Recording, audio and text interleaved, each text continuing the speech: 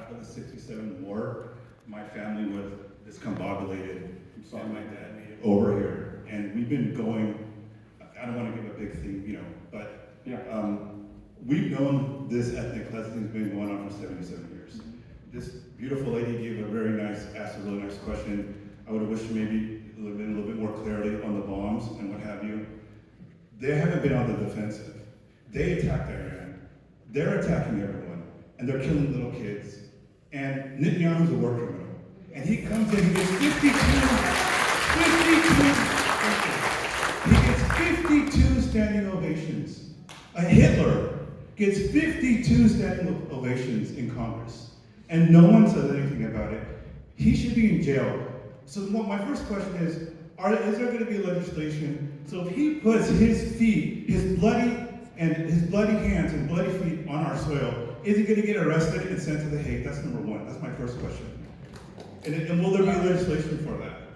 And number two, it's all talk, and it's all talk, and we don't see anything. We're hearing I'm independent, okay? And I've seen this my whole life. I've been defending myself my whole life. Always been called a terrorist because corporate media makes us look like terrorists. My whole life, I've been growing up till now. I just had someone ask me. They saw this on Facebook. Says this is in a nice way. People are calling this a terrorist scarf. So, what are we going to do here? I mean, let's get some real legislation, some bite, not bark. And you're a nice guy. I think you remember me. I was hiking with you a few months ago with the Palestinian hat, and I really would appreciate you stepping up with Roe and some other folks, and let's do something. Let's stop the killing, because I don't want you. I want you to be on the right side of history. Most of these people don't support you, right? And we got but let's be on the right side of history. Let's do something. Let's stop this genocide, because that's what it is. And I'm hoping that you don't let Netanyahu and some of the other guys that come here willy-nilly, Ben-Gvir, Smotrich, coming in here willy-nilly, going all over the place, and propagating their ethnic cleansing of my people. So I would just like for you, put some skin in the game and be on the right side of their history, because you'll be rewarded for it. And also, that's all I have to say. Yeah.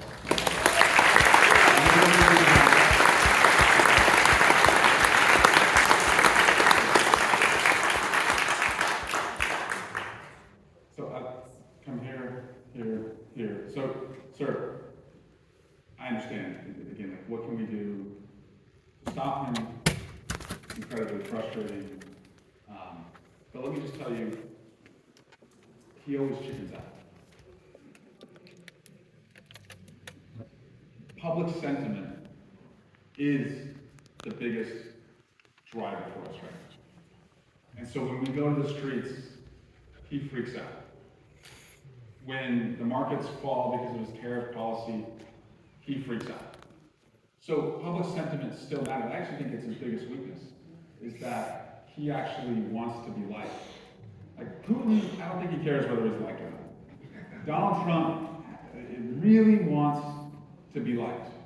And so the more we show up and say, we don't like you, bro. We don't like this. We don't like you. I think it matters. But what can people in power do right now is, you mentioned our cities are threatened.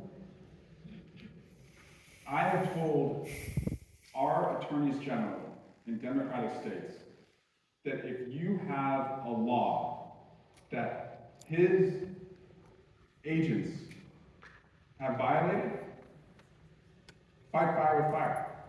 If an ICE agent falsely imprisons somebody, or assaults somebody, or commits battery, indict him. Indict him. Use your law enforcement power. And then they say, oh, it'll create chaos, they can remove it to federal court. Well, do it. You have to make him react. Otherwise, we are reacting. And we are on our heels. That's not me. It's Miguel Lopez and his family are on their heels. The most vulnerable people in our community are on their heels. So you have to make him react. You can indict an ICE agent if they falsely imprison somebody or they assault somebody. And I actually am surprised that nobody has done this here. I bet you they will think twice the next time they just recklessly and cavalierly go into our communities.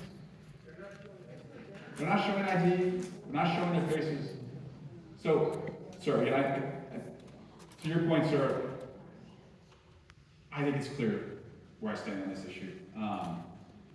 I will promise that I am not going to support any policy that contributes to the killing of innocent people. Period. That's how I feel. I'm sorry about your family's experience. I'm sorry that you've been called a terrorist. That's not right. I hope it's why you live in this diverse, welcoming community. Because that's not really who we are, with the exception of some outliers as a community. I don't support Netanyahu. He's the problem. Netanyahu and Donald Trump together are a big problem. They're a huge problem.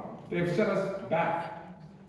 And I see it as the best chance for a young Palestinian child, and I say that as a father of an 8-year-old, a 6-year-old, and a 3-year-old, is for those two to be gone.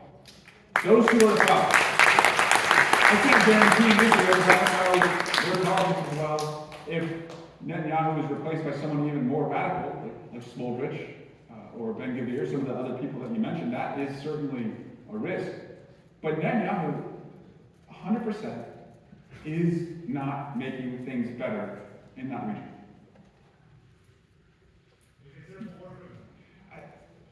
His policies have helped kill innocent Palestinians. Call that what you want. I'm not his prosecutor. His policies have helped kill innocent Palestinians. I am working with the Judiciary Committee to understand what happened to an American citizen who was killed by settlers who have been emboldened by the idea being taken away from Gaza, which in part led to the invasion from Gaza into Israel on October 7th, was because Netanyahu had them helping settlers in the West Bank as they were displacing innocent Palestinians. He's the problem. He is a huge problem. Donald Trump is a huge contributing factor. A Democratic majority, held accountable by you and your neighbors, can make that better. Can make that better when we have the power back. Which takes me to the narrative question. So the narrative question. We can't divide our attention with Palestinians and all that. Fascism is here. He's coming for all of us. That's what he didn't build this infrastructure of ICE and all of this for just Mexican gardeners. He's coming for all of us. We can't divide our attention now. We got to focus in. We're in danger. He's coming for Oakland next. He's coming for us. He's building all this for us. So right now we gotta stay focused on fighting a fascist here. We gotta fight for our lives right now.